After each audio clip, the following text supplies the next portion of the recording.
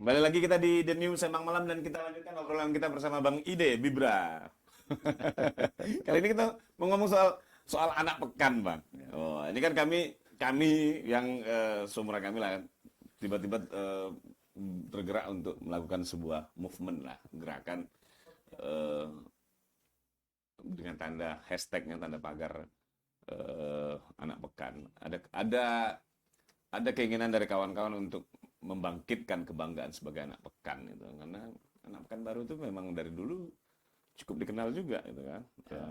Dengan hari ini juga banyak sekali anak pekan baru yang punya prestasi, juga punya kiprah di nasional bahkan internasional, yang selama ini mungkin tidak tidak terdengar, tidak terlihat sama orang. Nah, membangkitkan itu, Bang, kebanggaan sebagai anak pekan. Kalau Bang Ide sebagai anak pekan. Ya, sebenarnya anak Pekanbaru ini dalam tanda kutip hari ini semua yang berada di Pekanbaru ini dianggap anak Pekanbaru. Ya, betul. Nah, itu kalau kita bicara hari ini. Karena Pekanbaru ini sedemikian rupa berkembang, yang dulu penduduknya mungkin hanya puluhan ribu, sekarang udah 1 juta lebih 1 kan. juta lebih. Nah, ini kan Bahkan di siang hari ya, lebih. kalau siang hari itu 1,5 juta Iya, penduduk Pekanbaru. Tapi data penduduk terakhir itu 1,1. 1,1 ya, Nah, itu malam ya, malam. Pekanbaru. Artinya kan sudah berkembang. Kalau kita flashback ke belakang, dahulunya Pekanbaru ini hanya 5 kecamatan. Ya, ya, ya. Pertama itu cuma 3 kecamatan. Senaplan, Rumbai, Sail. Hanya 3 jadi, Bang. kecamatan. Oke. Nah, berkembang menjadi 5. 5. Sail ini dipecah menjadi Pekanbaru Kota 50. Oke. Ya, Sukajadi. Ya. Jadi 5 kecamatan. Kalau kita hitung batasnya cuma sampai Grand Central itu aja. Ya, ya, ya. Situ kan Nah, apa ya, batas kalau ada batas parit, daerah ya. Ya. kalau lewat kemari itu udah Sudah bukan kampar. baru coret namanya itu. Coret. Nah, perkembangan ini tentu diikuti juga oleh bagaimana perkembangan pendidikan dan infrastruktur yang Ya, ya. ada di Pekanbaru. Bercerita Pekanbaru ini panjang memang. Dahulu hanya sebuah dusun yang namanya dusun Payung Sekaki, Ya. dusun Senaplan, berubah menjadi dusun Payung Sekaki, Kaki, berubah menjadi Pekanbaru, Pekanbaru, baru kemudian menjadi Pekanbaru. Pekanbaru. Nah, kalau menghimpun anak pekan ini dulu ada IPP. IPP. Ikatan Putra Pekanbaru. Ikatan Putra Pekanbaru. Nah, sekarang ini Ikatan Putra Pekanbaru itu juga ada. Masih Masih ada. Sejak kapan teman berdiri? Tahun IPP? 55. Tahun 1955. Oke. Ya.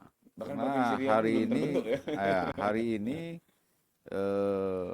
zaman ayah saya juga sudah ada, tahun 55 itu sudah ada. Pengurusnya ayah saya itu. Oh, oke. Sekarang ini ketuanya Tengku Abdurrahman. Tengku Abdurrahman. Ada yang mengenal Iman namanya, Iman Johan. Oke. Tengku Abdurrahman Johan.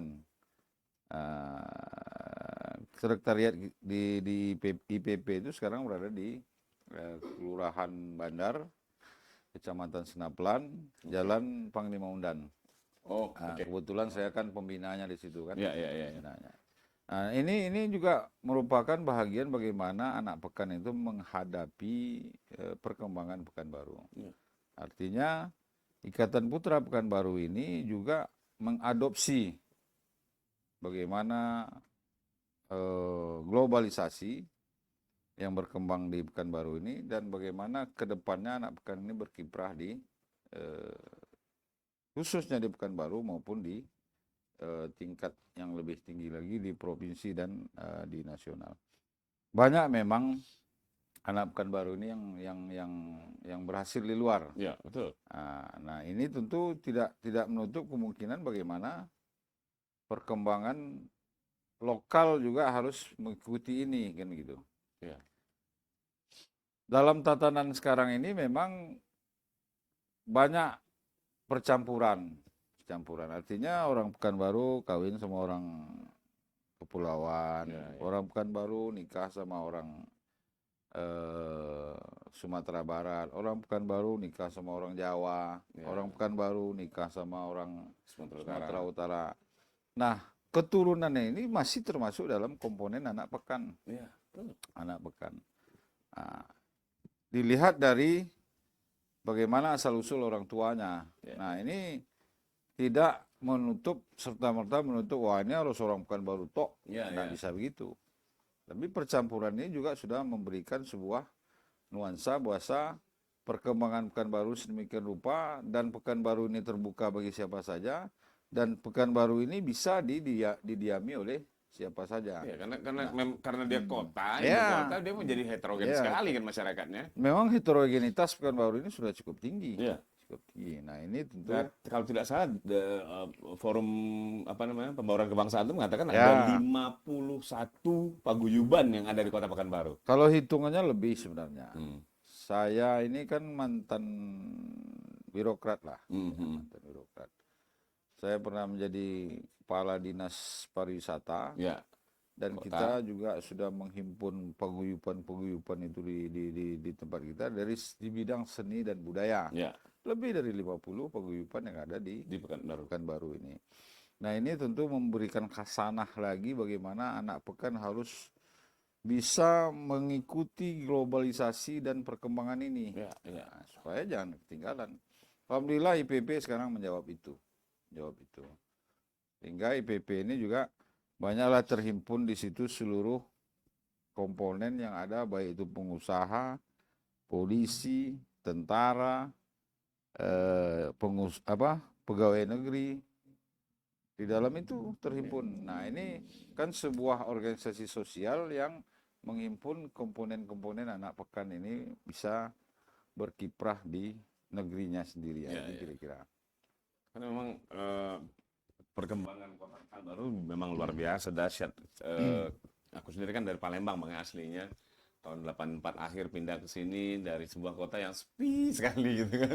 Bahkan jalan di Ponorogo itu bisa tidur-tiduran di jalan. Begitu cepatnya perkembangan hari ini menjadi kota, Kota Pekanbaru sudah masuk 10 kota besar di Indonesia. Ya. Bahkan di Pulau Sumatera juga menjadi kota terbesar ketiga gitu kan. Yang ya luar biasa lah cepat perkembangan. Ya. Siapa nyangka dulu Pekanbaru akan seperti ini.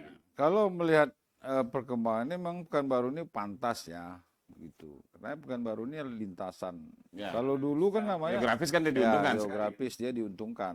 Ya dulu kan Sumatera Tengah ini. Ya. Sumatera Tengah. Artinya dari Sumatera Utara ke Sumatera Barat lalu lewatnya ke ini bahasa Melayu juga keluar kan.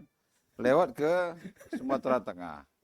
Dari ujung Sumatera ini Lampung mau ke Aceh lewatnya kalau jalan darat ya. Ya, ya. Kalau naik pesawat nggak bisa. Bisa. Ya, bisa saja langsung. Tapi artinya distribusi barang dan jasa yang melalui darat pasti lewat Pekanbaru. Paling tidaknya kalau orang bawa beras dari Lampung ke Pekanbaru ke Medan, atau Aceh. singgah juga lah agak sekilo 2 kilo di Pekanbaru Iya, kan. iya, iya. Artinya dengan itu orang akan mencoba berperuntungan yang di Pekanbaru ini. Ya. Mencoba untuk membangun bagaimana bisa apakah itu berbisnis atau yang lain-lain yang bisa dibuat. Nah, buktinya kita membuktikan dengan paguyuban tadi lebih dari 50 paguyuban ada di Pekanbaru ini.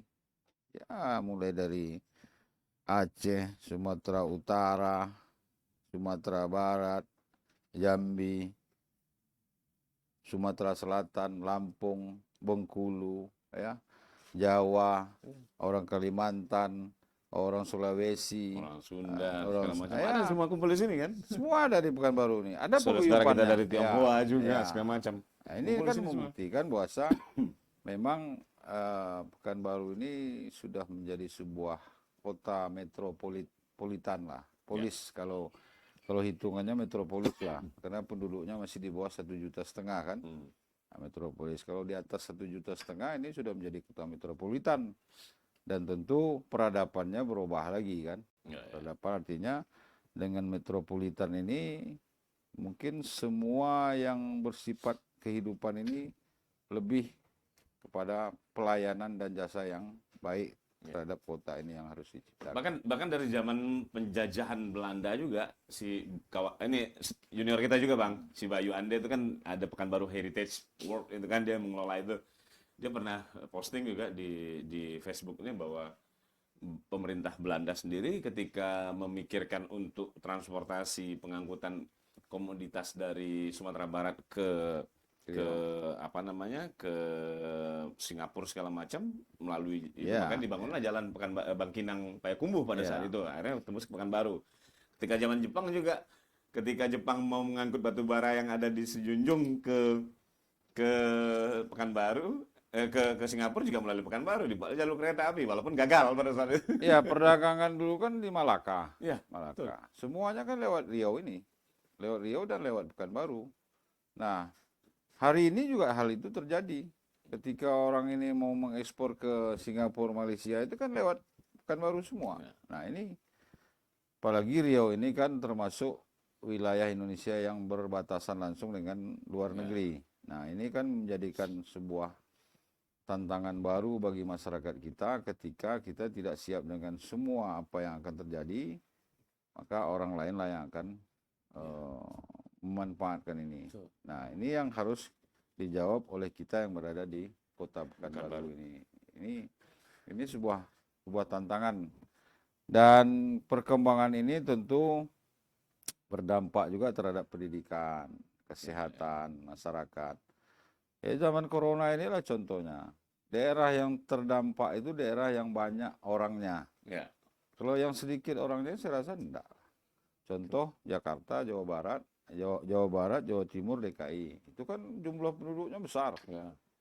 Yang di Sumatera ini, Sumatera Utara, Sumatera Selatan, Riau. Riau. Artinya Riau kan dalam beberapa periode kemarin sempat ya, masuk 5 sempat besar terus kan. masuk 5 besar karena di atas 100 orang per hari kan. Nah, ini itu kenapa? Karena memang Riau ini hari ini Riau ini penduduknya lebih 6 juta. Ya. Pekanbaru sudah lebih dari 1 juta. Dan dia juga perlintasan orang Ya, lewat dia lah selalu. perlintasan. Nah, ini kan juga, nah inilah yang harus kita antisipasi. Bukan hanya dalam kondisi corona, tapi setelah corona nanti hilang juga harus kita antisipasi sedemikian rupa. Gitu. Iya, betul. Kalau ngomongin Pekanbaru memang tidak habis-habis ya, Ya. kan memang kota yang berada di tengah-tengah Pulau Sumatera, kemudian juga karena posisinya tengah-tengah dia menjadi perlintasan. Apalagi dulu Sungai Siak atau Sungai Jantan itu Ya. menjadi daerah perdagangan. Betul. Nah, makanya landmark Pekanbaru itu Sungai Jantan atau Sungai Siak. Ya. Ya, landmark inilah yang harus diperbaiki. Supaya apa? Supaya kelihatan kembali bagaimana Pekanbaru yang sebenarnya itu berada di Indonesia ini. Karena Sungai Siak ini terkenal loh. Sungai terdalam di Indonesia. Ya. Di Indonesia, bukan di Sumatera. Nah, ini yang harus kita jadikan landmark. Kapal-kapal besar pun bisa masuk. Ya, memang Sungai Musi lebih lebar, tapi dalamnya tidak sama. Kalau dalamnya kan lebih dalam Terdalam di di Indonesia. Indonesia bahkan kan. Ini kan banyak lagi sebenarnya hal-hal yang bisa kita banggakan dari Kota Pekanbaru kan. Nah, itu makanya kemudian kawan-kawan tergerak untuk menghidupkan kembali kebanggaan sebagai anak Pekanbaru itu dengan hashtag anak pekan tadi. Ya, kita berharap pemerintah sesegera mungkin yang membangun waterfront city itu. Waterfront city itu dari dengan dulu kayaknya tidak pernah terwujud tuh waterfront tidak city. tidak menghilangkan akar budaya masyarakat setempat kan gitu. Ini. Jadi kalau akar budaya masyarakat setempat itu bisa menghambat dekadensi moral dan bisa menghambat bagaimana dampak-dampak negatif itu masuk kepada masyarakat setempat. Nah, ini kalau tidak begitu ya, kalau tidak akar budaya itu juga ditonjolkan, ini akan berdampak terhadap dekadensi moral dan dampak negatif yang muncul.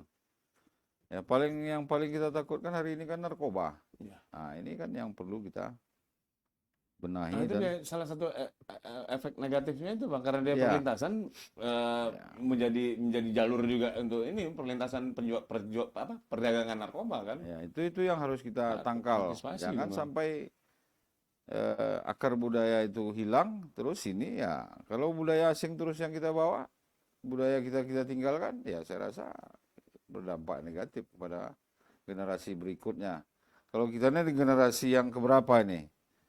Kalau saya dalam keluarga itu generasi yang keempat.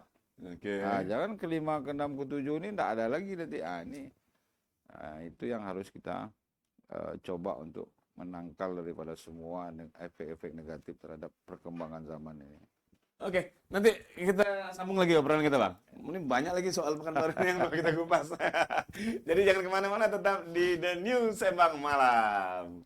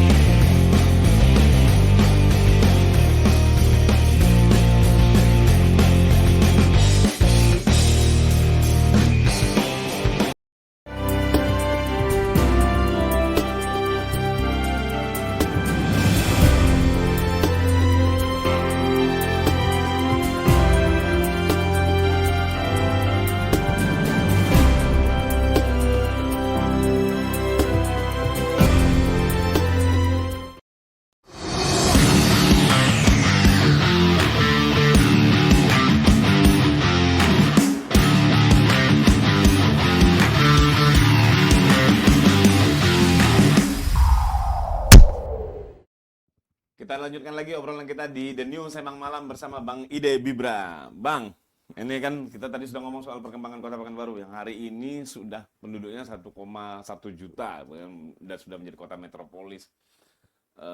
Dia kota yang diuntungkan dengan letak geografis, tapi juga punya efek samping yang juga bisa menjadi negatif kalau tidak dikelola dengan baik.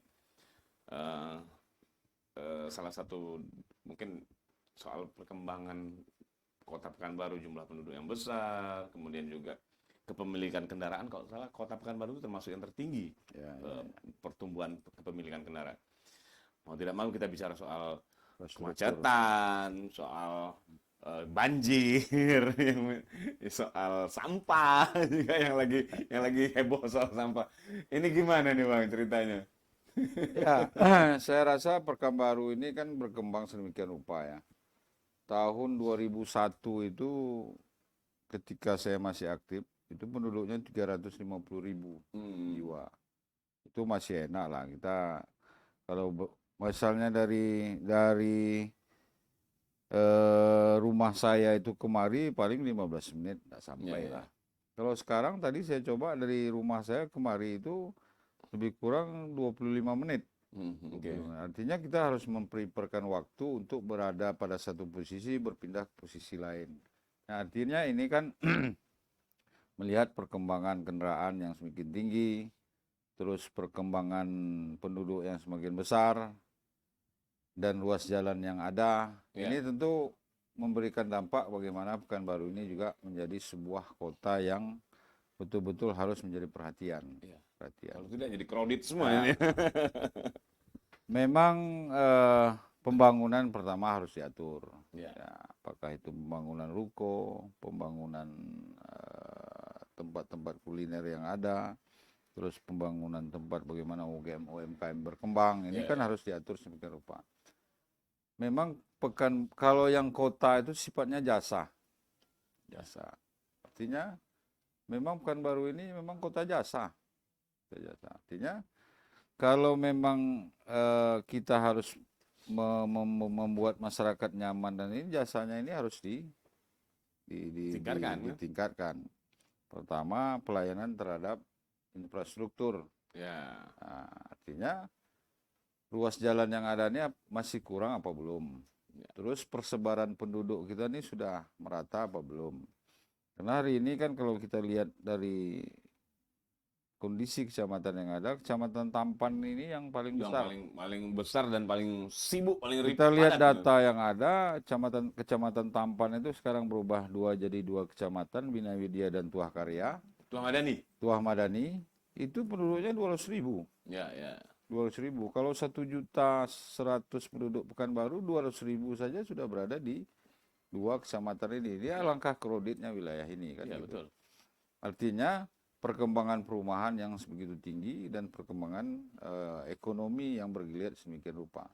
Nah, kenapa tidak kita coba alihkan ke Rumbai misalnya kan, Ya. atau ke Tenayan, Tenayan. atau ke Payung Sukaki yang masih Untuk memecah konsentrasi Bang ya. memecah konsentrasi. Nah, ini tentu harus ada kebijakan-kebijakan khusus yang harus diambil terhadap pemerataan penduduk ini.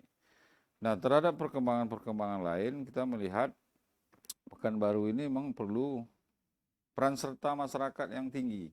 Nah, itu dia. Nah, dalam hal ini tentu kita berharap masyarakat ini juga memahami arti penting sebuah tertib Ya, lalu lintas, oke. ya, terus tertib berkependudukan, karena bagaimanapun juga pendataan ini kan penting. Dari data inilah sebuah program itu muncul. Ya, Nah, kalau data tidak benar, akhirnya program juga tidak benar. Nah, peran serta lain bagaimana masyarakat ini juga harus bisa menjadikan dirinya itu menjadi seorang pribadi yang bersih. Ketika dia menjadi pribadi yang bersih, dia tidak akan mau buang sampah sembarangan. Ya. Nah, ini tentu harus dimulai bagaimana Ada kita, kesadaran dari masyarakat ya, sendiri ya. tapi juga harus didorong oleh pemerintah bagaimana kesadaran itu muncul. Gitu. Ya. Ya, saya pengalaman lah, saya jadi camat. Nah, dulu. Abang kan pernah jadi camat nih kan? Camat kalau salah di Bukit Raya sama Rumbai Bang ya? Pekanbaru Kota, Sukajadi, Bukit Raya. Oh, nah, Nah, pada saat itu pengelolaan artinya sampah seperti apa Bang? kita berharap peran serta masyarakat itu melalui RT RW. Oke, Artinya RT hari RW ini RT RW, dilibatkan Bang ya? RT RW memang terlibat di situ. Oke. Camat, lurah terlibat di situ. Artinya camat ini kalau wilayahnya tidak bersih, dia akan mendapat rapor merah. Oke. Rapor merah itu ditandakan dengan bendera hitam di kantor camat. Wow. Depan kantor camat itu bendera hitamnya. Nah, yang kecamatannya bersih dapat bendera biru. Yang sedikit bersih benderanya kuning. Nah, para camat zaman itu, pada saat itu tidak mau dia bendera Ada hitam. bendera hitam berkibar gitu kan? Kalau bendera hitam ini warning ini. Iya. Ini siap-siap lah kau berangkat nih. Ini berangkat kosong atau berangkat berisi kan gitu. Iya. Nah, ini siap-siap dia. Artinya ada tanggung jawab dia untuk terus bagaimana wilayah kecamatan ini menjadi kecamatan bersih. Kalau semua camat berpikir begitu, saya rasa Pekanbaru ini cukup bersih lah. Apalagi pihak RT RW juga dilibatkan, berarti kan? Otomatis camat ketika dia di warning begitu, dia akan bawa lurah. Ya. Lurah di warning oleh camat, dia akan bawa RW. RW Ya. di warning oleh lurah, dia akan bawa RT.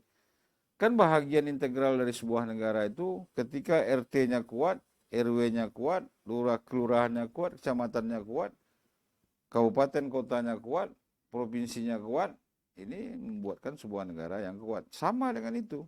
Ketika RT camatnya RT-nya sadar akan bersih, RW-nya sadar akan bersih, lurahnya sadar akan bersih, camatnya sadar akan bersihlah kecamatan itu. Kalau semua camat berpikir begitu, satu kota ini akan menjadi Akan bersih. bersih juga. Ya, bersih. Nah, berarti anggaran kebersihan pada saat itu besar Bang atau gimana? Saya rasa enggak terlalu besar lah ya. Tidak terlalu besar, tapi memang melibatkan aktif Tapi ya, peran aktif. adalah anggaran Ya, yang ya. diberikan kecamatan dan memang armada-armadanya berada di kecamatan, menjadi tanggung jawab camat sepenuhnya untuk bagaimana membersihkan Oke. kecamatan itu. Armadanya ada di kecamatan. Ya, artinya ketika wilayah itu dinyatakan wilayah yang tidak bersih, camatnya bisa turun langsung. Artinya memang ada kewenangan yang dilimpahkan oleh wali kota kepada camat. Ya. Nah, itu dituangkan di dalam, kalau tidak salah saya itu Perwako nomor 117 Oke. tahun 2002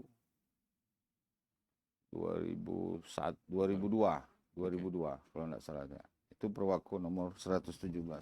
Ada kewenangan camat dalam penataan bangunan, kebersihan, pendidikan dan kesehatan di wilayah. Kalau dulu orang bilang camat itu wilayah daerah tingkat 3.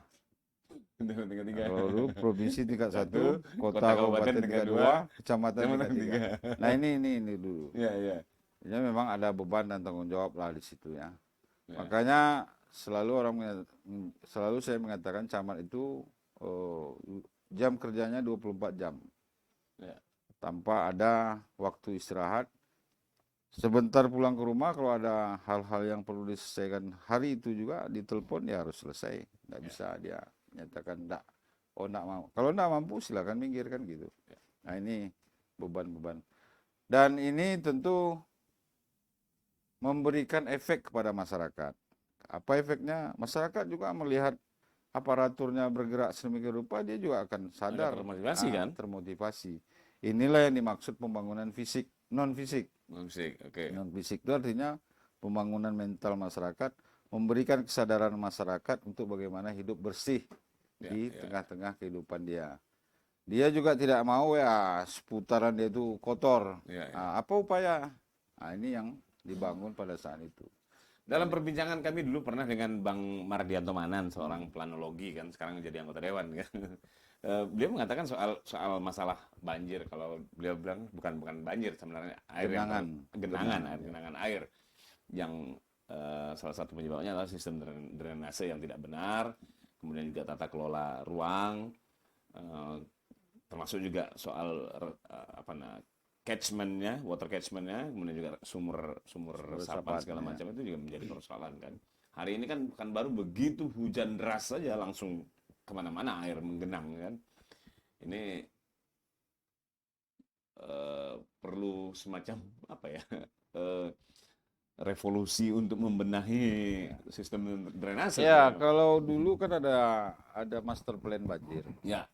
Nah, master plan banjir itu sekali 10 tahun kan harus direvisi. Ya. Ya, revisi dulu master plan-nya itu. Baru kita lihat bagaimana di mana wilayah-wilayah yang memang titik genangannya tinggi. Ya. Mungkin wilayah yang pertama mungkin di daerah seputaran MTQ. Ya. Nah, apa langkah-langkah dan upaya yang harus dilakukan di seputaran MTQ? Apakah pengurukan atau pelebaran terhadap drainase yang ada? Termasuk di logikanya air itu pasti mencari tempat yang rendah. Sifatnya fluida kan seperti itu. Ya. Artinya sekarang kalau tergenang di Jalan Subrantas itu wilayah tinggi itu. Ya. Kalau Sungai Siak itu sampai ke Jalan Subrantas berarti tenggelamlah Pekanbaru ini semua. Nah, artinya yang berada di Jalan Subrantas ini kalau logika kita tentu tidak akan ada genangan di situ. Ya. Nah, ini yang perlu master plan ini diperbaiki dan bagaimana titik-titik yang terjadi genangan ini menjadi tidak. Ya, berbicara masalah banjir ini memang tidak bisa instan begitu saja. Ya.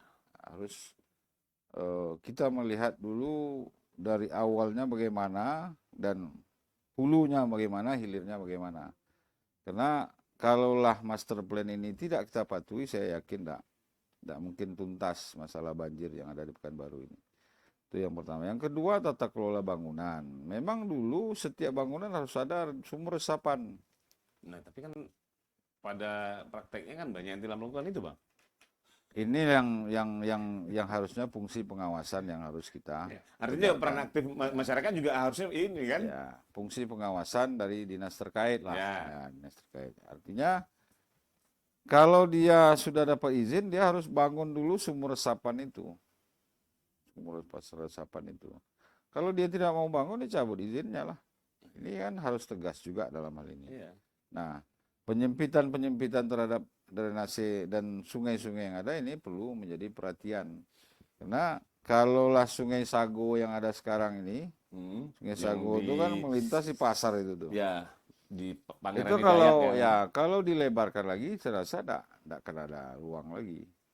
Tapi pengurukan perlu di situ. Nah, ini apa upaya untuk mengeruk Sungai Sago ini sehingga dia menghilir ke Sungai Siak itu lebih cepat lagi. Yeah. Memungkinkan untuk bagaimana genangan yang ada ini bisa enggak. Kalau dulu hanya hitungan menit hilang genangan. Hilang genangan. Kalau sekarang itu dengan semakin banyaknya bangunan dan pendangkalan yang ada, terus tidak adanya tertib di dalam bangunan, nah ini juga berdampak terhadap bagaimana banyaknya genangan-genangan yang ada. Sungai Sayul juga seperti itu kan, Bang? Ya, dulu ada program normalisasi Sungai Sail. Sungai Sail artinya Sungai Sahil itu dilebarkan karena memang waktu itu 45 meter kiri kanan tidak boleh dibangun. Ya, dasnya itu kan tidak bisa dibangun. Itu program PU provinsi dulu. Dan itu sudah dijalankan sebenarnya. Cuman tidak diteruskan lagi. Upaya-upaya penerusan ini kan harus kita ciptakan sedemikian rupa.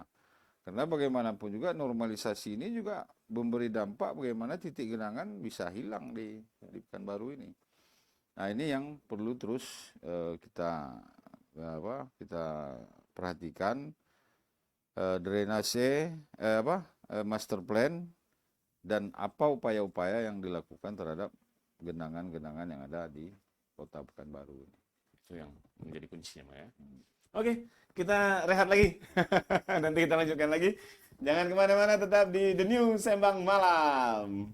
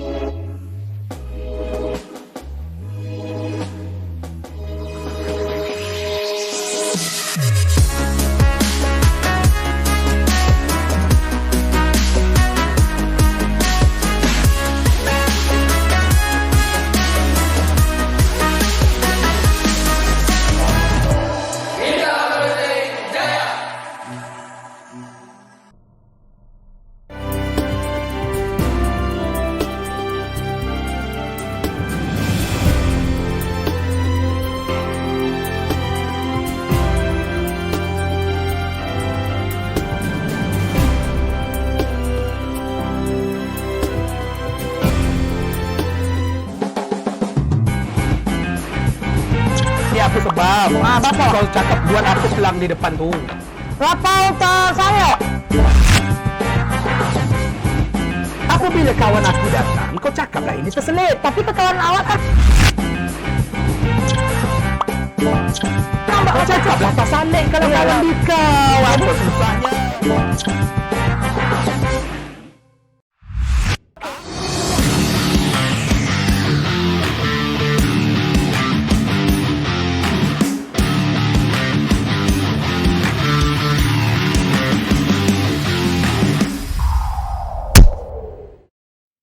Kita sudah di bagian akhir dari The News Sembang Malam dan kita lanjutkan obrolan kita bersama Bang Ide Bibra. Ini kalau ngomong soal Bibra, ini kalau tidak salah nama datuknya Abang ya, Bujang Ibrahim. Ya, Bujang Ibrahim. Dan kalau tidak salah juga rumah singgah Tuan Kadi itu adalah rumah datuk Abang yang itu Bang. Ya. Haji Bibra. Nah, itu bukan, rumah di sebelah mak saya. Oke. Haji Zakaria. Oke. Ya, Zakaria. Yang dia itu adalah hulu balang daripada Sultan Syarif Qasim II. Makanya tadi Abang bilang menjadi penasehat IPP tadi. Ya. Yang di Meranti Panda apa? Yang di Senaplan. Iya, di Senaplan. Karena memang Abang ya, saya lahir di rumah itu, besar di daerah itu. Setelah berkembangnya Pekanbaru, ayah saya coba melebarkan sayap lah sampai ke Gobah kan. Sampai ke Gobah. Nah, di Gobah itu ada rumah juga lagi. Dekat Gobin. Nah, dekat Gobin itu. Disitulah kami bermain apa segala macam, sekolah di situ. Nah, sampai hari ini masih ada rumah di situ. Di Senaplan ini kan rumah itu sudah diambil alih oleh pemerintah. Ya. Karena memang waktu itu Pak Herman Abdullah minta dengan ibu saya, dengan mak saya, rumah ini rumah cagar budaya katanya. Ya. Bagaimana kalau kami yang silakan ada apa-apa. Itu. Nah, walaupun sudah ada keluarga-keluarga lain yang tinggal di situ, tapi ketika pemerintah menginginkan ya silahkan Memang untuk di. rumah itu bersejarah. Makanya ketika saya menjadi kadis pariwisata, kita revitalisasi itu rumah. Karena kita daftarkan sebagai salah satu cagar budaya di Kota Pekanbaru. Nah, revitalisasi dan inilah jadinya sekarang. Alhamdulillah Sudah ada tamannya. Sudah ada tamannya itu APBN. Bantuan dari Kemenperak, Parekraf dulu, pariwisata dan ekonomi kreatif kan. Itu dibantu. PU provinsi juga membuat taman di sebelah itu. Ya. Apakah melalui APBN atau PBD provinsi saya tidak tahu, tapi dikerjakan oleh PU provinsi. Nah, Waterfront City itu kan juga 3 komponen di situ, pemerintah kota, pemerintah provinsi dan APBN. Jadi APBD 1, APBD 2, APBD 1 dan APBN. Yang saya tahu dulu pembebasannya dilakukan oleh APBD kota.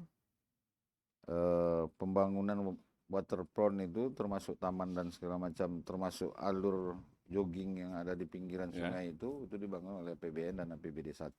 Itu. Jadi memang hidup saya itu banyak di Sungai Siak itulah. Anak pekan sekali. Ya. Zaman apa Bang? Nama itu? Kalau dulu jembatannya jembatan ponton. Apa namanya kalau yang itu? Apa cakau apa? Cangkuk. Cakau. Itu. Ya masih merasa lah kita zaman cangkuk itu kan. Nah, artinya ya namanya anak muda lah kan. Anak muda ya ikut-ikut juga lah ke laut tengah malam itu kan. Tapi setelah ayah saya melihat ini tidak bagus perkembangannya, maka pindahkan dulu ke Goba nih biar sekolah kalian bagus. Nah itulah kira-kira. Makanya alhamdulillah kami adik-beradik ini ya cukup bisalah berpendidikan. Walaupun dengan keterbatasan orang tua, tapi alhamdulillah pendidikannya selesai semua. Nah ini yang salah satu menyenangkan hati ayah saya waktu itu kan. Nah ini, jadi memang kehidupan saya di Sungai Jantan itu ya sangat banyaklah membawa dampak terhadap mental kita dalam menata kehidupan ini. Gitu. Kalau ngomong soal Bang Ide ini, maka kita juga tidak terlepas dengan yang namanya PSPS Pekanbaru. Sekarang PSPS Riau kan. Ini pernah menjadi manajer PSPS Bang ya. Dan membawa PSPS Pekanbaru pada saat itu dari divisi 3 naik ke divisi 2 sampai ke divisi utama, divisi 1 kan saat itu. Liga Super. Liga Super. Dan di zamannya itu di zaman Bang Ide juga bukan yang akhirnya transfer pemain itu jadi Enggak. Sebelum saya. Sebelum Bang Ide ya. Zaman Bang Anto itu. Oh, Bang Anto Rahman pada saat itu ya yang luar biasa PSPS Ya, bisa saya mentransfer diberi pemain tanggung jawab mahal. oleh Pak Herman waktu itu sebagai Ketua Umum PSPS, sebagai manajer PSPS pada tahun 2007. 2007, Bang. 2007. 2007 itu PSPS dalam kondisi memang berada di divisi 1. Divisi 1. Dan saya memang pada saat itu berniat dalam hati bagaimana mengangkat PSPS ini secara maksimal sampai ke Liga Super. Alhamdulillah terpenuhi. Karena dalam hati saya ini mantan pemain PSPS, pengurus PSPS. Nah saya suka duka jadi pemain itu rasa sama kita kan. Waktu itu PSPS berada di divisi 2 malah. Ya kalau hitungan pada saat itu kita mau bertanding dikasih nasi bungkus sama pucuk ubi aja, itu kan kapan bisa kita bermain? Karena asupan ini pengaruhnya besar terhadap tenaga kita. Segala macam kinerja pemain ya. Makanya kalau secara kesehatan FO2 max itu kalau di bawah 42 akan mampu pemain itu main 45 menit, 2 kali 45 menit. Paling mampu main 2 kali 20 menit. Berarti 40 menit cuma mampu kita. Kapan kita mau menang? Nah, ketika saya dipercayakan menjadi manajer, ini kita robah. Faktor asupan dan rekrutmen pemain ini kita maksimalkan. Pertama, saya mengundang dokter terhadap tim itu untuk melihat bagaimana menata sebuah asupan bagi pemain. Yang kedua, saya membawa pelatih yang punya kredibilitas yang tinggi lah. Waktu itu terpilihlah Abdurrahman Gurning. Karena saya melihat lisensinya A. A-nya ini bukan AAFC, bukan A nasional, tapi A FIFA. Afifa, Pak, ya. A pada saat- FIFA. Artinya gurundeng ini bisa berbahasa Inggris. Oke. Nah, bisa artinya kan sudah memang dia mengambil lisensi ini di luar negeri, bukan Ya, di ya, dalam ya. negeri kan. Artinya dengan bahasa yang saya rasa cukup pasti lah bahasa Inggrisnya ya. Nah, ini artinya dia. Yang ketiga baru saya rekrut. Pertama saya merekrut pemain ini, saya cari pemain lokal dulu. Oke. Pemain lokal yang punya potensi, yang punya kemauan, dan mau bersama-sama dengan kita membangun PSPS ini ke arah yang lebih baik. Setelah itu baru 30% Kuota asing. pemain lokal nasional, Oh, lokal nasional. nah, terakhir 10% pemain asing. Makanya pemain PSPS yang asing zaman kita itu tidak banyak-banyak, cuma 3 orang saja. Karena yang boleh main juga 3. Ya, ya. Kalau kita ambil 5, tidak main percuma aja. Untuk apa kita ambil kan, buang-buang uang kan. Buang uang. 3 kita cari, dapat 3, inilah yang kita padu. Nah, inilah yang kita godok sedemikian rupa. Saya hanya bilang, saya bertarget divisi 1 ini cuma setahun. Ya. Setelah itu harus naik ke divisi utama. Kalau enggak, saya potong nih gaji pemain ini. Saya bilang sama pemain gitu. Akhirnya mereka termotivasi untuk bagaimana terus berkembang dan maju. Naiklah ke divisi utama di 2008.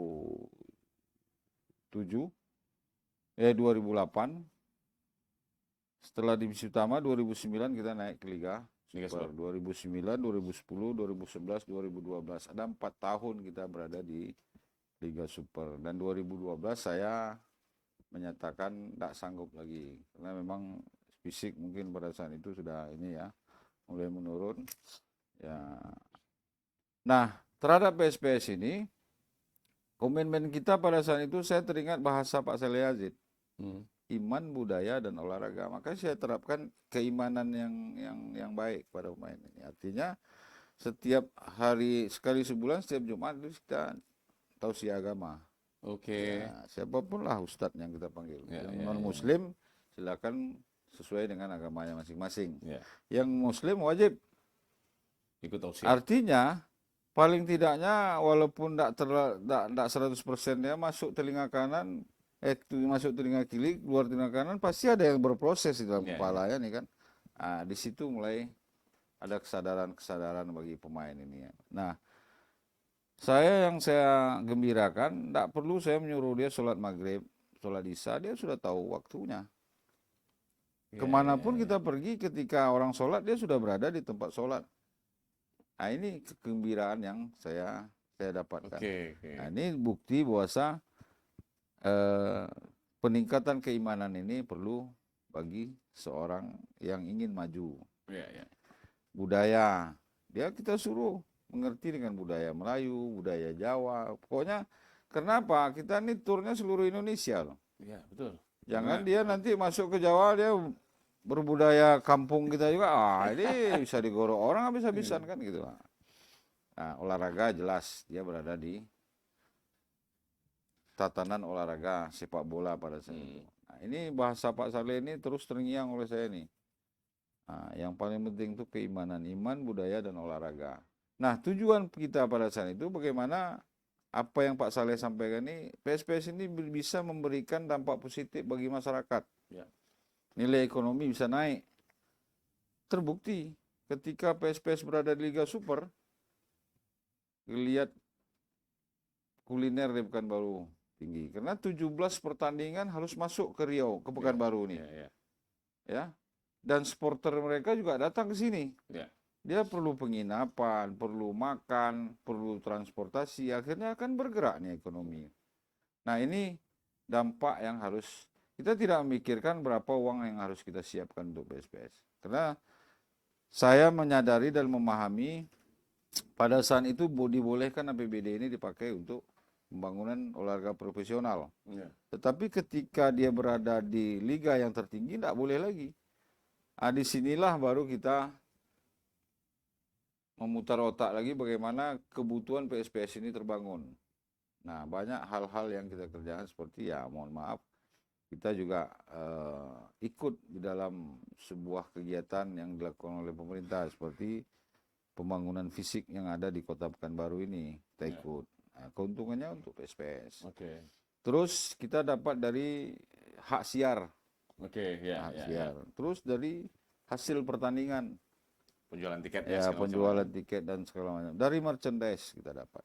Nah ini kan merchandise ini siapa saja boleh bikin merchandise, tapi lapor ke kita dulu. Ya, ya. Ada trademark kita di situ.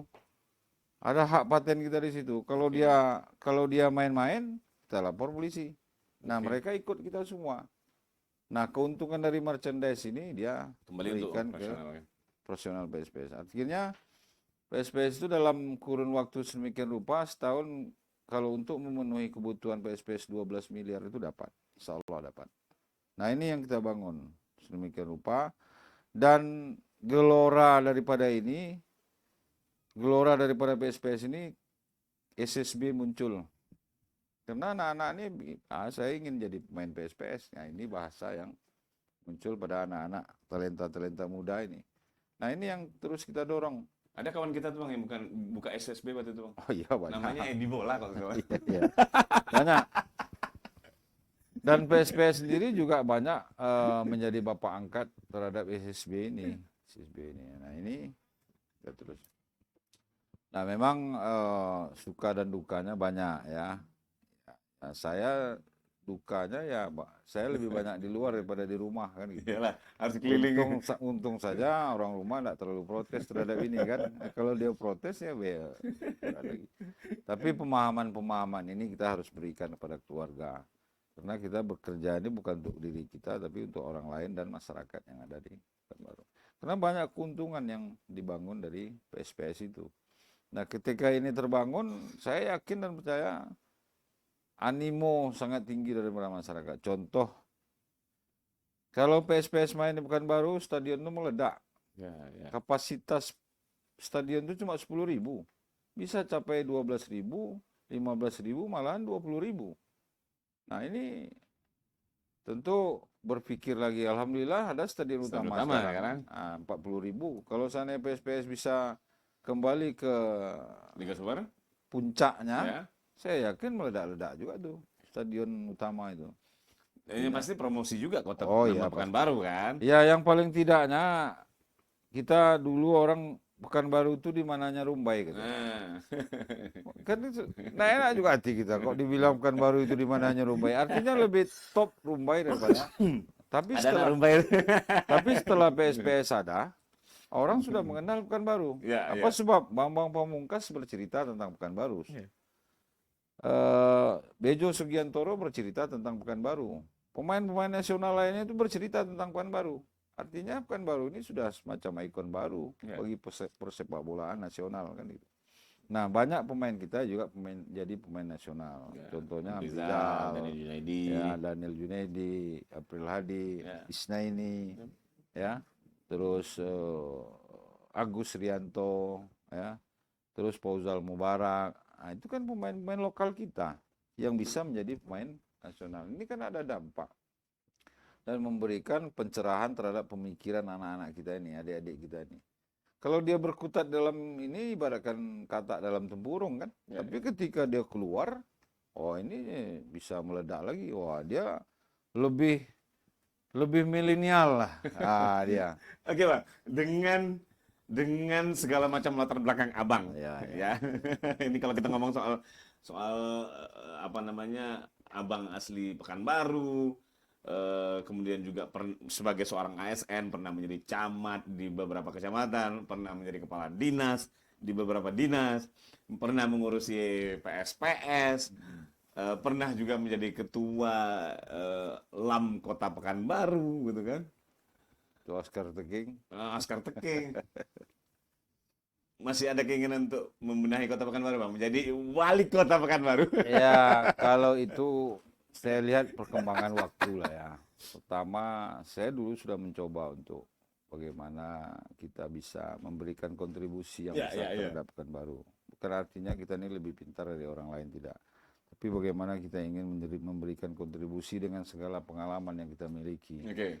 Nah, 2016 saya coba untuk mematutkan diri untuk maju menjadi calon wali kota. Tapi memang Allah belum memberikan hasil Oke. yang terbaik. Namun demikian, ketika nanti ada pemilihan wali kota lagi, ya kenapa tidak kita mesti coba. Artinya siap lah ya maju lagi. Artinya kegagalan itu kan bukan berarti membuat kita berhenti di situ. Oke. Kita harus terus memberikan kontribusi bagaimana kita menjadikan Pekanbaru ini lebih baik lagi dengan segala pengalaman yang kita miliki ini. Ya rasanya tentu akan kita coba juga lagi. Artinya Ya, ada banyak PR kalau nanti oh misalnya ya abang, jelas pasti. maju kemudian wallahualam abang terpilih misalnya ada banyak PR yang harus diselesaikan Nah, itu terkait sudah dengan Kota Pekanbaru kan. sudah ada dalam pikiran kita semua dan pikiran ini kadang-kadang malam saya tulis ini. Oke. Nah, ketika saya tulis, saya bawa kepada ahlinya, berembuk kita beramai-ramai, ya apa kira-kira. Nah, ini artinya sudah ada dalam pikiran kita. Tentu saya ini kalau boleh dikatakan lahir di Pekanbaru, bersekolah di Pekanbaru, hidup di Pekanbaru, berkeluarga di Pekanbaru, mati ini mungkin juga di Pekanbaru. Ya, kalau mati ini belum tahulah kita di mana apa. Tapi tidak akan mungkin saya lari di Pekanbaru ini. Artinya ada tanggung jawab moral saya lah untuk membangun Pekanbaru ini kan. Untuk ke arah yang lebih baik lagi. Saya juga tidak mau memburukkan diri saya sendiri, keluarga saya, saudara-saudara saya, dan sahabat-sahabat saya. Karena kalau Ben Sani nanti dibilang orang, awak kenal sama itu. Kenal, dekat. Itu begini-begini. Awak malu juga kan. Nah, awak juga tidak mau malu. Artinya Ben Sani sebagai seorang alma mater saya, ya sama-sama IKA 4968, tentu akan memberikan masukan kepada kita. Oh itu bang, nggak bagus begini, ya ini harus begini ya. Ini kan jadi pertimbangan. Karena saya ini orangnya ada di mana-mana. Oke. Nah, jadi tentu akan banyak masukan yang kita tampung dari seluruh sahabat, kawan, keluarga, masyarakat yang kenal dengan kita dan kita kenal dengan mereka. Itu tentu akan kita godok ini sedemikian rupa dan kita jadikan sebuah pemikiran untuk bagaimana perkembangan Pekanbaru ini lebih baik. Termasuk juga mengakomodir kepentingan anak muda di situ Bang. Wah jelas. Anak muda ini memang hari ini anak muda ini kalau Soekarno bilang berikan saya 10 pemuda untuk saya guncang dunia ini kan. Artinya emang di tangan pemuda kan. Ya. Nah apalagi zaman milenial ini memang anak muda punya kepintaran yang sangat ini. Ruang-ruang ini tentu ada untuk anak muda. Dan hari ini saya berada dekat-dekat anak muda juga nih. Jadi kadang-kadang rasa muda juga kita nih kan. Tapi masih muda kan. Masih muda terlewat, tua belum sampai. Kan? Oke. Terima kasih Bang Ya, Ide sudah hadir di The News Sabang Malam. Banyak hal yang dibahas di sini soal Kota Pekanbaru Ya bersama. boleh kapan-kapan lagi boleh bisa bahas. Boleh kita lagi ya. ngobrol-ngobrol lagi Bang ya.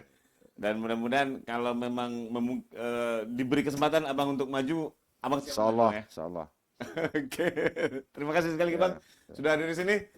Pemirsa itu tadi obrolan kita bersama Bang Dasrayani Bibra atau Bang Ide Bibra.